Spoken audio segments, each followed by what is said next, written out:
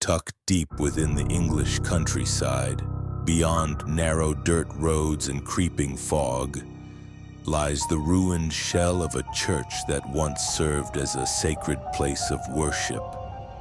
Now the crumbling stones of St. Mary's Church in ClopHill stand as a warning, a black mark in the earth that has haunted a nation for over 6 decades.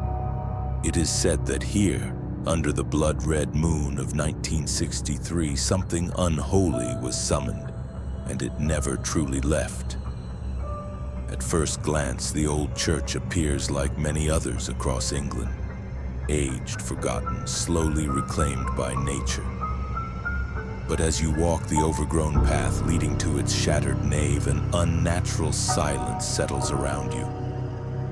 No birds chirp, no leaves rustle, just the feeling that you're being watched. The story begins on a cold March morning in 1963. A gravedigger arrived early to tend to the grounds. What he found sent shockwaves through the community. A coffin torn from the earth, its contents desecrated. The skeletal remains of a woman long buried had been pulled out and deliberately arranged upon the altar. Her skull rested on a stone slab, facing east, surrounded by melted black candles, chicken feathers, and a ring of burnt twigs. Carved into the stone beside her was an unfamiliar symbol. 3 interlocking nails forming a downward triangle. This was no random act of vandalism. It was ritual. News of the Black Mass spread like wildfire. Tabloids ran lurid headlines. Devil worship in Bedfordshire. And overnight, the sleepy village of ClopHill became the center of national panic. Reporters flocked to the site. Paranormal investigators followed. But the truth was far stranger than fiction. Locals began to report strange lights dancing over the hill at night.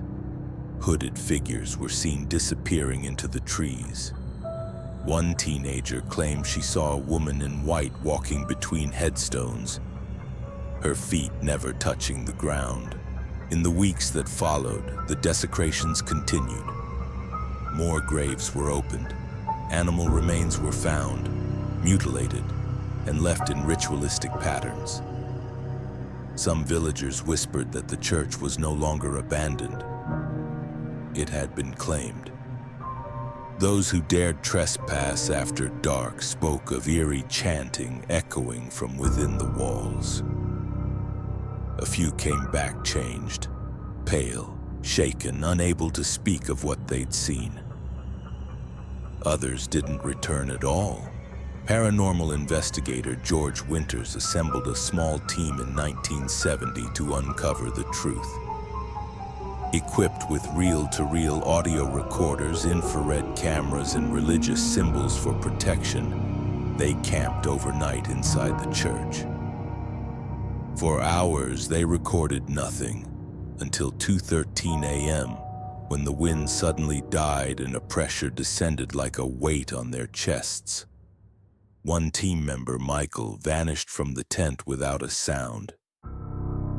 He was found nearly 4 hours later, naked, covered in ash, and muttering in broken Latin. The tapes captured a single whisper, chillingly clear. "You were warned." Within 2 weeks, all of their footage, every note, every reel, was destroyed in a mysterious fire at George Winters' home. He refused to ever speak of ClopHill again. As the years passed, ClopHill Church drew thrill seekers, occultists, and more investigators. Some came looking for answers, others came to feed the darkness. In the 1980s, 3 bodies were found buried in the nearby woods. Each victim bore strange symbols cut into their flesh. Police opened an investigation but closed it within months. No one was ever charged.